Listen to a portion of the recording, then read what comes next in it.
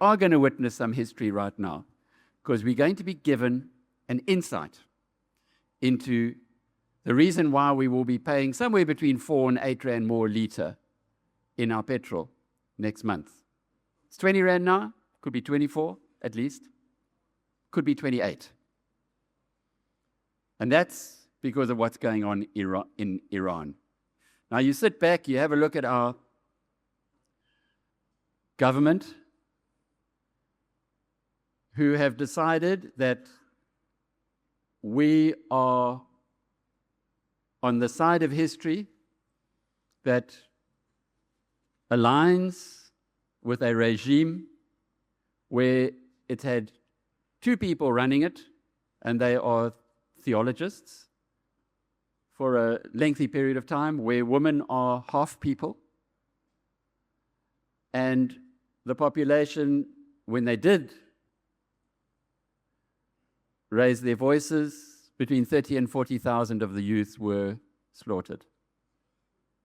Now, it happened in Bangladesh, and in Bangladesh, eventually, the president and the cabinet ran away. And so Bangladesh is going through a new process of renewal.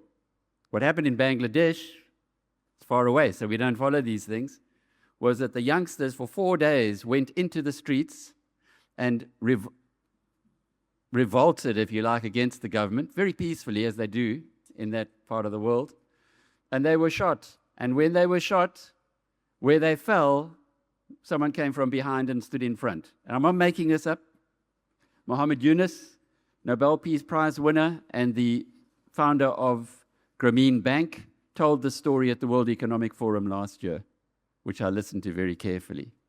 Because there is stuff happening in our world. There's big stuff happening in our world. And sometimes all we need to do is think a little differently. The other big thing that we need to do is we need to understand, we need to know. And today, Iraj Abedian, his first 20 years were spent in Iran. He came to South Africa, and read all about this in your booklet and elsewhere, but he came to South Africa and has been one of those who's made a massive contribution to our society. First as Professor of Economics at UCT, then as Chief Economist at Standard Bank, then as an entrepreneur. But in his heart, as I was saying to Anthony Ginsberg the other day, there's no such thing as an ex-South African. We are all South Africans who have been relocated. I'm sure in his heart, although Iraj is South African, he remains Iranian. And he can give us a perception and a perspective on what's happening in that country right now that nobody else in our country is capable of doing. Please, can we welcome Iraj Abedian. This BizNews production is brought to you by Brenthurst Wealth, the leader in offshore investing, connecting South Africa to opportunities worldwide. Invest better with Brenthurst. Thank you very much. Thank you indeed. Thank you, Alep, for that warm, hopefully deserving introduction.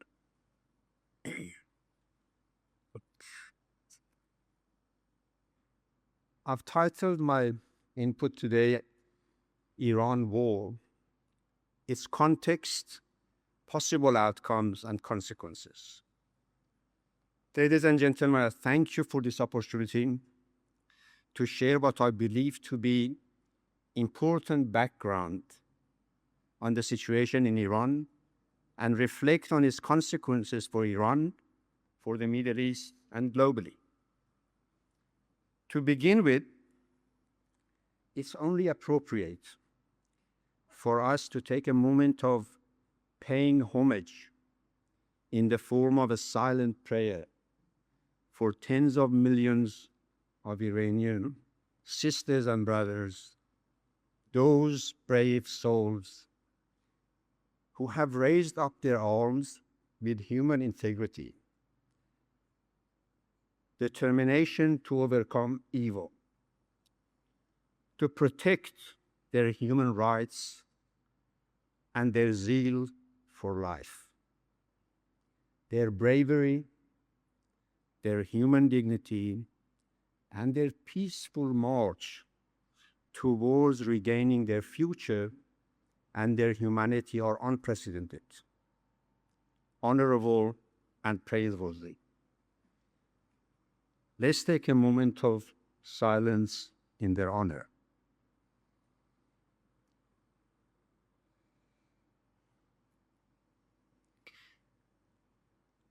Thank you. I must also confess up front that this is one of the most emotional, deeply personal, and complex issues that I've ever addressed at a public podium. That is after having lectured 20 years at the university. I therefore beg your indulgence if during my address I'm overwhelmed by emotions, if my voice quivers, or if I need a moment of recomposing. I'm particularly mindful that the subject of our discussion today has, in South Africa, become critically misunderstood and in many respects poorly analyzed, primarily because facts are ignored. Over the past 3 months, as this war has been unfolding, there has not been sufficient public discourse based on facts and not assumptions or ideology about the underlying causes of what is nothing but a devastating, wholly destructive conflict. Furthermore, and sadly, the full implications of this situation for South Africa's national interests and social welfare are altogether ignored. Broadly, two pillar and polar views have been presented, propagated in limited public discussions since the war began. And by the way, the same two polar positions, you can find them on the web across the globe, in the United States, Europe, and everywhere else. Notably, prior to the outbreak of the war, there was no discourse at all in South Africa. The first of these two polar views is essentially external, driven in large part by the Iranian regime itself and its sympathizers, namely that the attack on Iran is unprovoked, illegal, and a pure violation of international norms by the United States and Israel. That's one view. The other view, the other end of the spectrum, is primarily internal, put forward by 80 to 90% of the Iranian population, that the destruction taking place is entirely caused by the ruling regime in Iran and is not a short-term provocation, but a project in progress since 1979, accelerated since 2014-2015. I will come back to this landmark as I go along. What I intend to do today is to share some components of the evolution of this deadly confrontation. At first, these pieces that I share with you may appear disjointed, and yet I firmly believe that as we watch the event and as I try to attempt to pull them together, each of these components will have relevance for my conclusion.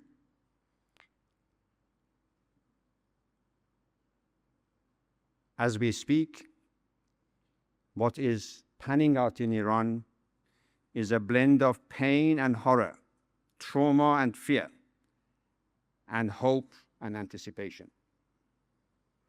We are at the crossroads of some old and some recent drivers clashing at a single point in history in Iran, which sits geographically at the crossroads of Eastern and Western civilizations. So let me deal with each factor in turn, and then I'll pull them together. Let's begin with what I call them three elephants in the room. The first elephant in the room, President Trump. Unconventional, disruptive, fitting perfectly to the adage that someone's hero may be another's villain. The question of Iran's socio-political malaise is becoming intertwined with his personality. but that should not distract us from the humanitarian crisis facing 90+ million people, a crisis that coincided with Trump's second administration.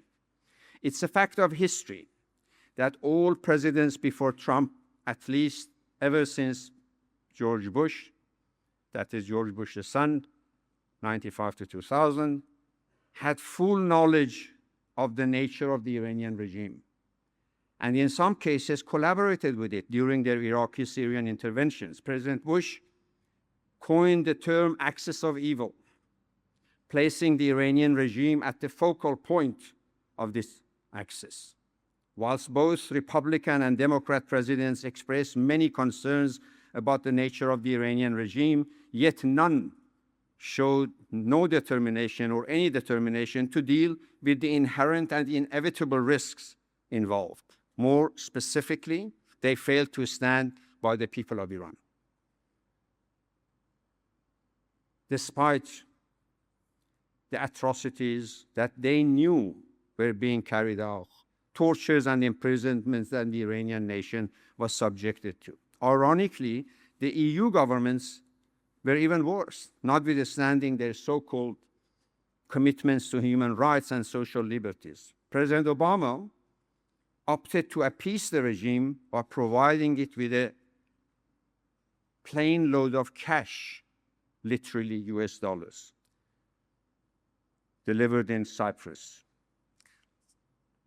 and relaxing international sanctions against it. All the cash and proceeds of sanction relaxations were used to finance the regional proxies, fast-track the missile development technologies and production. To his credit, President Obama finally, in 2022, admitted that he made a mistake not supporting the Iranian nation during their Green Movement uprising.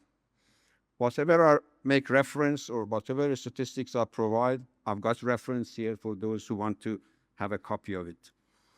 President Biden maintained sanctions imposed by Trump's first presidency, but turned a blind eye to the rest of the regime's activities. In short, all the US presidents ever since President Carter, they stood by the regime against the people of Iran. They did so knowingly. President Trump has turned out to be different, aligning himself with the people against the tyranny of a fully armed and murderous state. I'm also under no illusion that in aligning himself with the people of Iran, he may well have his own self-interest at heart. That's his duty, to take care of his nation's interest. The second elephant in the room, Prime Minister Netanyahu, his 30-year mission, personal mission, is to confront Islamic Republic, which he sees as the head of a hostile and determined octopus with tentacles in Iraq, Syria, Lebanon, Gaza, and Yemen, and elsewhere. Israel's actions under his leadership are problematic for many, even for Israelis, or some Israelis, understandably. It may be helpful to remember that Israel provided military assistance to Iran during the Iran-Iraq War of the 1980s. When the war ended, the Iranian regime resumed its open and systematic hostility against the State of Israel. I therefore submit that the Israel's existential confrontation with the Islamic Republic should not distract from the Iranian population's quest for freedom and social liberties. Confusing the two, I argue, is an intellectual failure leading to misguided discourses and wrong conclusions. The third elephant in the room is the legacy of contemporary American attempts at regime change, namely Iraq, Libya, Afghanistan. None turned out to be as planned.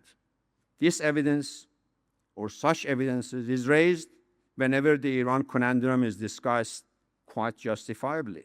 It is tragic how often and how many analysts intermingle the two and conclude quickly that the best is to side with the regime, and in effect, stand against the people and their wishes, no matter how destructive and despite the terrorist activities of the regime. This kind of shallow analytic is trading with people's lives and misguided at best.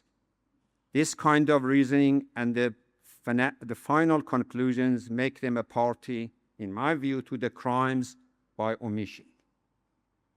When these three elephants in the room discussing the ongoing oppression in Iran becomes highly problematic, emotional, and unnecessarily complex. But these substantive matters, important as they are, must be ring-fenced. The geopolitical crisis in Iran must be seen not as a geopolitical risk, but as a humanitarian crisis facing the entire population of the globe. The crisis of a nation oppressed, suppressed, and mutilated by its own governing regime for 47 years, a regime that pursues its ideology with fanatical determination, with no regard for its collateral damage to the nation, to its neighbors, or to human life in general. Now I want to share with you some of the ideological roots, because often I see that people think that this is a new thing and if we beat the hell out of it, it will disappear. No, the ideological roots of the Islamic Republic traces back to the late 19th century movement in Sudan, Egypt, and Lebanon, propagating a global political Islam, a pan-Islamic global civilization. Not as a personal belief, but as a global political paradigm to mobilize the believers that they called the Ummah, you would have heard that, in the form of a global Muslim community transcending borders. Over decades, this culminated in the formation of the Muslim Brotherhood, primarily in Egypt, with satellite groupings in Turkey, Qatar, and the rest of the region still active today. Muslim Brotherhood was mainly made of the Sunni groupings, but a Shia grouping or strand broke off, finding itself fertile ground in Syria, Lebanon, Iraq, and Iran. Again, the references are here for those who want to go to the historic academic research. In Iran, the Shia dominance dates back 500 years ago to the Shah Abbas of the Safavid dynasty, who strategically imported a group of Shia clerics from Lebanon. So if you're wondering why Iran is spending so much in Lebanon, it goes back 500 years. From Lebanon to counter the Sunni Arab-Turkish threat against their kingdom. Over 500 years, this clerical network established a parallel governance, obstructing progress, suppressing secular schools, developing a doctrine that every Shia believer must have a self-selected spiritual guide or imam. In practice, that requires each believer to follow one Ayatollah of choice to obey unquestionably. Imam means a leader or a guide. Over 5 centuries, these mullahs built a system of control over minds, lives, and preferences of the Iranian nation, and indeed that of any Shia believer across the globe. But this was planted in a civilization with extraordinary depth. Cyrus the Great, over 2,500 years ago, issued the first Charter of Human Rights in the Persian Empire, freed the Israelites and many other groups and communities from the oppression and the tyranny of their rulers, introduced money in the form of coin for the first time, established a complex postal services network within its vast empire, and built an empire on the platform of unity in diversity. This was nearly 2,000 years before the emergence of the Shia clerical network in the country and had helped shape a culture well entrenched by the fusion of diverse people who had come to form the Persian nation. Each of these diverse groups could find their place and influence on the culture. The Shia clerical ideology and their worldwide view had sharp clashes with the nation's way of life. Soon, challenges and confrontations emerged. The Iranian poets and philosophers and scientists, you might know some of them, Hafiz, Rumi, Saadi, Omar Khayyam, and hundreds of others, resisted clerical control of countries for centuries. Saadi's poem, which is one of the prominent Persian poets and philosophers, engraved at the United Nations building in New York, captures the essence of this confrontation. He writes, and you can, next time in New York, you can take a picture of it. Human beings are members of a whole in creation of one essence and soul. If one member is afflicted with pain other members uneasy will remain. If you've got no sympathy for human pain, the name of human you cannot retain. The tension between that ancient, life-affirming, diversity-promoting Persian culture and the narrow, apocalyptic, and oppressive clerical worldview has defined Iran for a half a millennium. Since 1979, with the ascendancy of the Islamic regime, the nation has been subjected to a simple verdict: conform or be condemned. Now let's go back to 1979. That's the ancient background. 1979, more recent. American interventions and President Carter's contradictions. It is now declassified information that 4 Western governments, President Jimmy Carter of the United States, Helmut Schmidt of Germany, Valéry Giscard d'Estaing of France, James Callaghan of UK, conspired to topple the Shah and install Khomeini in 1979. This was America's 3rd intervention in Iran, after backing the Pahlavi dynasty in 1920s, 1953 CIA coup d'etat against the progressive Prime Minister Mossadegh, who was a popular and respected nationalist. President Carter ran his campaign, as some of you will remember, on a human rights platform. He was an avid campaigner for social liberties and democratic human choice. Whilst poorly informed of the global geopolitical matters, his global political weapon against the US's then arch-enemy, the Union of Soviet Socialist Republics, USSR, was his mission to encircle the USSR with fanatical Islamic states, forming a dam of Islamic fanatics, preventing the period of spread of USSR influence within the all-important region of the Middle East. Iran at that time was secular, rapidly industrializing, democratizing, with per capita income 15% higher than South Korea in 1979. The Shah's regime was squarely rooted in nationalism and sovereign interest, based on balancing the global powers to achieve the country's developmental goal. Whilst he was successful in secularizing and promoting economic growth and modernization, he paid little attention to the promotion of social liberties. His neglect of social liberation earned him the ire of the nationalist, socialist, and the communist Tudeh party on the one hand, and on the other hand, he was challenged by the orchestrated campaign of the Shia clerical network, who detested his secularization, modernization, and his alliance with the Western civilization, which they regarded as unadulterated imperialists. In this context, President Carter sided with the fanatic and fundamental critical network, headed by Ayatollah Khomeini, who was then exiled for many years and had moved from Iraq to France. Under Carter's leadership, the 4 Western leaders selected to bring the Shah down via a complex set of interventions, most significantly by deactivating the Iranian Royal Army under the direct intervention of General Robert E. Heiser. At that time, I was in Iran as a student, very active in socio-political events.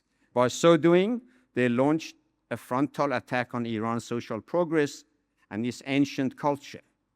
What was dismantled was not a monarchy alone, but also it derailed the developmental path of a nation, which has entailed incalculable human costs ever since within Iran and in the region. The French flew Khomeini to Tehran in February 1979. What followed was a classic Frankenstein monster phenomenon. The West engineered the regime's ascendancy to power, and within months, the Islamic regime turned on its engineers, raiding the US embassy, taking hostages. Domestically, thousands of nationalists, socialists, and communists were executed and dumped in mass graves, still undocumented today, 47 years later. Interestingly, the South African Communist Party Central Committee on May 7, 1983, issued a statement condemning, in the strongest possible terms, the banning of the Tudeh Communist Party and the arrest of its leaders, including First Secretary, on trumped-up charges of spying for the Soviet Union. As early as 1979, the first social protest emerged. Tens of thousands of Iranian women came out to object to the regime's clampdown on women's rights. Women's protests were crushed in 1979 violently. Ever since 1979, periodic social protests, uprising, and demonstrations have been the order of the day and matters of historic records. Each time the regime has crushed it with growing violence and brutality. The latest, and possibly the most brutal, was on the 8th and 9th of January 2026, where a reported 30,000 to 40,000 Iranians were murdered in cold blood, and another group of estimated 220,000 people are detained without trace as we gather here. These are the figures presented at the UN Human Rights Council extraordinary sitting during January 2026. You can watch it on the YouTube. Soon after 1979, the regime established the Islamic Revolutionary Guard Corps, IRGC, not to protect the country, but to safeguard and promote the Islamic regime, and to export the revolution to Iraq, Syria, Lebanon, Yemen, Algeria, Kenya, and beyond. The true cost of President Carter's choice has gone way beyond the boundaries of Iran. The entire region of the Middle East and even Europe has incurred its own share of costs. Today, America intervenes for a fourth time. This time with one crucial difference. The majority of Iranians welcome it. A nation that has spent the 20th century lamenting and despising American interventions now celebrates every strike on the regime's security infrastructure. That is the most important empirical indicator of 47 years of oppression, murder, imprisonment, and misgovernance. Whilst back in 1979, in a national referendum, the nation was reported to have voted in support of the Islamic State with 80% in favor, nowadays this support has dwindled to around 20% as per the regime's own statistics. It is important to note that the Iranian regime does not allow foreign observers for any of its elections, has never allowed referendum since 1979, and within its own ranks, there are widespread accusations of vote ringing and manipulations. The so-called Green Movement uprising of 2009 was the climax of this vote rigging, when millions of Iranians flooded the streets shouting, "Where is my vote?" They knew that Mahmoud Ahmadinejad had been handpicked like a rabbit out of a bag or a hat as the winner, even though the winner was Mr. Hossein Mousavi, who had won the popular vote. Since then, Mr. Mousavi has been put under house arrest, sick and dying as we gather here. In this context, the regime launched on a three-pronged attack on the country. The first prong was seizure of economic resources. 80 to 60% of the economy is controlled by revolutionary guards. Currency lost not even 90%, over 100% of its value. Inflation has remained between 60 and 40%, food and medicine over 100%, if you can find them. Tens of billions are spent on nuclear and missile developments. The nation is treated as a defeated and conquered population. In effect, the regime has treated the country's resources as a war bounty. As a reward for its commitment to establish an Islamic regime first and finally an Islamic government. Their ultimate goal is to establish a global Shia civilization to bring the entire Muslim Ummah under its control, irrespective of the existing boundaries. Such a civilization, in their view, would be a divine alternative to the existing failing secular civilization. Equally, it would be able to be superior to the civilization of the East. The second prong of the attack was a pan-Islamic anti-imperialist strategy. The regime declared Israel as its primal enemy. its elimination pursued at all costs for 47 years. Israel was seen as the regional agent of the great Satan, the United States. Death to America has remained a constant since 1979. Over 2,000 US soldiers have been killed by the revolutionary guards in Iraq, Lebanon, and elsewhere. I do not see any need to elaborate on this subject, as nowadays all details are matters of public record.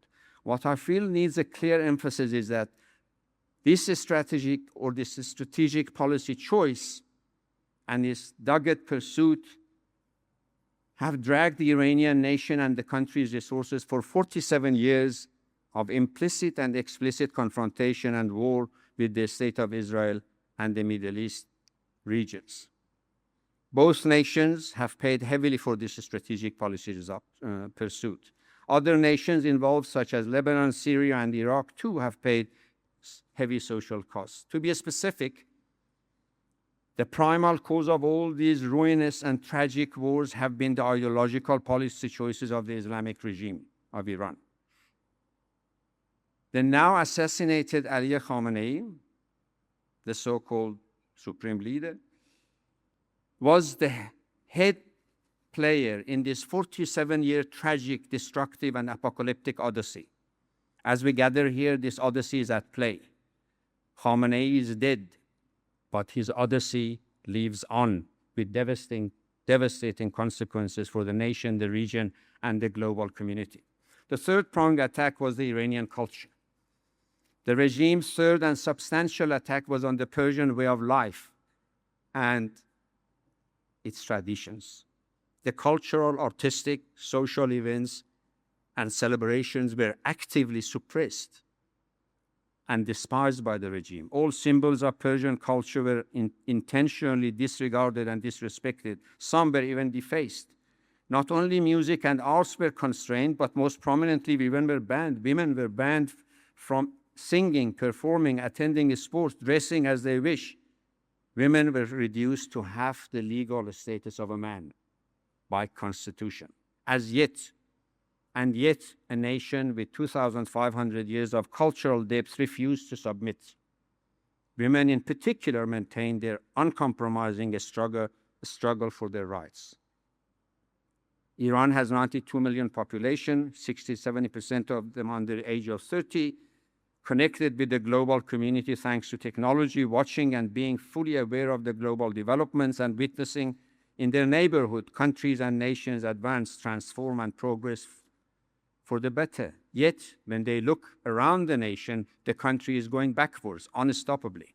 The nation is endowed with second largest reserves of oil and gas, yet there is a shortage of electricity and power in the country. Water resources are in short supply, jobs are scarce, and income disparities are widening year after year. The clerical groups and their network of IRGC are amassing wealth, treating the national resources as their divine rights, and the nation must accept and remain quiet. Otherwise, bullets and imprisonment, rape, and torture await them. The younger generation have been born and lived only within a religious mafia state environment. In effect, the regime has kept them alive while denying them the right to live. The current generation can no longer bear it. They do not want to merely survive. They want to live in freedom, with freedom to choose. They want to regain their agency and human dignity. Since 2022 and following the Mahsa Amini uprising, the young Iranians have confronted the armed security forces with bare hands. Scores killed, and yet they are returning to the streets. It is noteworthy that since 1979, despite the fact that the Constitution provides for it, the regime has not issued a single permit for peaceful demonstrations. As a result, all uprising and marches are declared as illegal, inspired by the foreigners, and crushed as such. In late December 2025, the collapse of the currency precipitated a mass uprising, initially by the conservative Bazari, these are the wholesale traders, community protesting against loss of income, business collapse, and economic hardship.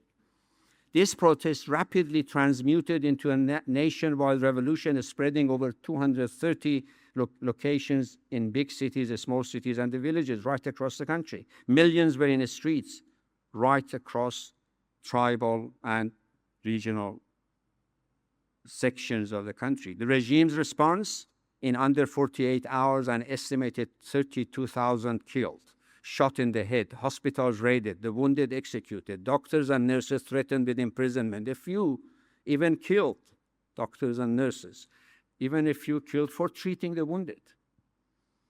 When families find their loved ones' bodies in the morgue and in makeshift warehouses, they must pay for the bullet used to kill their children to release the body. And then they are denied the right to bury their loved ones as they wish. This blatant and brutal incidents transformed deep dislike of the regime into grief, fury, and absolute determination to protest against all odds, to highlight the imperative of a regime change. The nation became convinced that for as long as the Islamic regime is in place, they have no chance of a democratic and humane life. The upshot: the regime has lost its legitimacy, its credibility, and has failed spectacularly in governance of society by each and every measure. It has weaponized religion, and by so doing, it has made the nation despise religion. This is to be expected, because if religion becomes a source of enmity, social division, and human atrocities, clearly not having religion is superior to having one. Needless to say that around 10% of the population still remains loyal to the regime, ready to die for its objectives, some on religious grounds and others for sheer protection of their ill-gotten wealth. The three enemies converge. Today, three enemies stand against the Islamic Republic's regime. Number one, the majority of its own 92 million population, estimated 80 to 90% of the nation, is determined to end the regime. Two, the state of Israel. And three, the United States under President Trump. They have different objectives, some congruent, some divergent. The Iranian nation wants a peaceful, secular, progressive, and democratic society, the values of Cyrus the Great, as captured in their life philosophies, daily cultural practices. They have no reasons whatsoever for war or any urges to dominate neighbors, never mind aiming to wipe out Israel from the face of the earth, or conquer Iraq or Algeria, Saudi Arabia, or any other. They do not propagate war. They are a nation with a culture of human values. Far from seeing the US as the great Satan, they aspire to celebrate and benefit from American successes. But they demand to be respected as a fellow sovereign nation and not to be treated as a nation state created by any imperial power. Time will tell if President Trump will be able to strike the right balance in unfolding equation of power and complex choices to be made in the weeks ahead. In the light of the above, my deepest concern is the humanitarian dimension. Those analyzing the Iranian war and those making political and policy choices do not largely distinguish between the regime and the people of Iran, which has been oppressed for 47 years. So my serious concerns coming home here, my second home, South Africa has one of the most progressive constitutions on the planet, incorporating explicit commitments to human rights and ethical governance. In terms of the Bill of Rights in our Constitution, everyone has the right to life, equality, and human dignity. All persons have a right to citizenship and security. Persons and groups are entitled to freedom of assembly, association, belief, and opinion and expression. And yet, almost none of our social stakeholders in South Africa have chosen to engage seriously with the blatant abuses of the Iranian regime and its documented transgressions. Not government, not social activists, not any of the think tanks, and not even the media. South Africa, of all countries, should understand this situation. South Africa lived in a similar configuration, and the ANC and others fought against it, and many sacrificed their very life fighting it.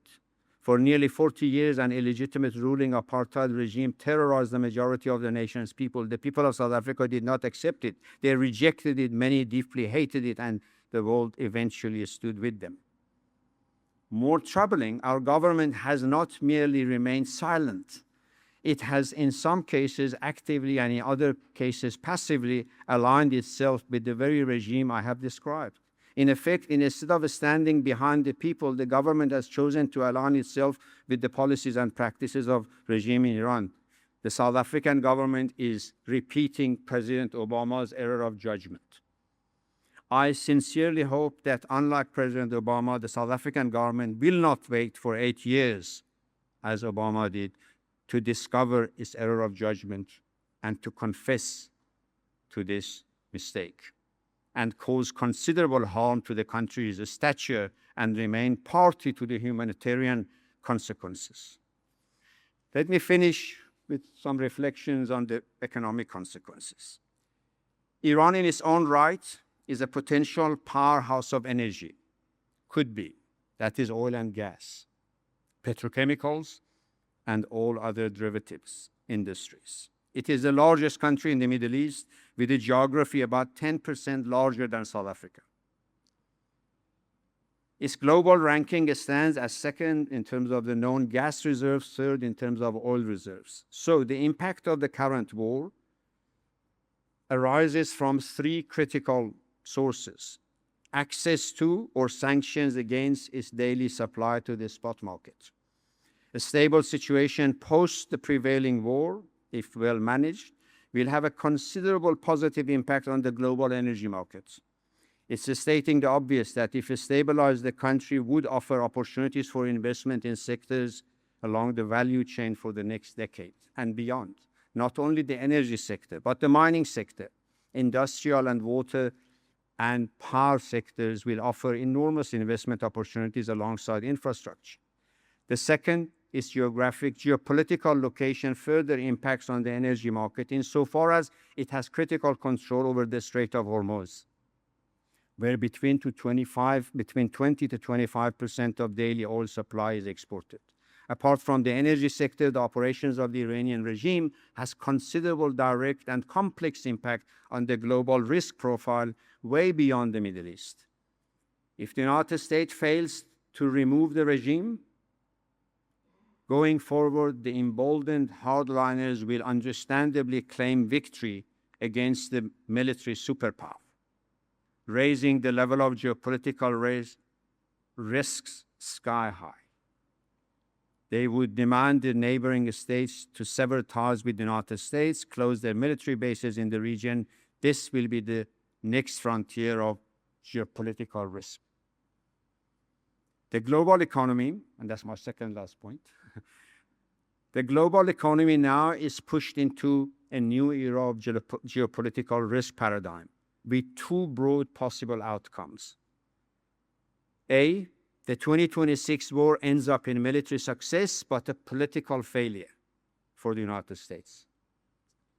The regime survives, badly weakened, but nonetheless victorious in the eyes of the hardliner and their pan-Islamist global support base. In their view, it vindicates their divine mission. The human atrocities against the nation will assume insane levels. I shudder at the thought of it. The second option, the war uproots the Islamic regime, whatever it takes, however long it takes, perhaps costly and devastating, but risk-adjusted, still cheaper than the alternative. My last point, whatever option President Trump chooses, there won't be quick outcomes.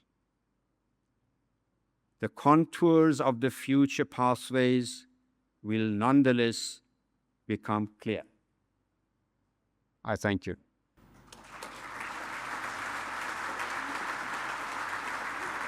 This BizNews production is brought to you by Brenthurst Wealth, a multi-award winning, truly independent boutique wealth manager. Invest better with Brenthurst.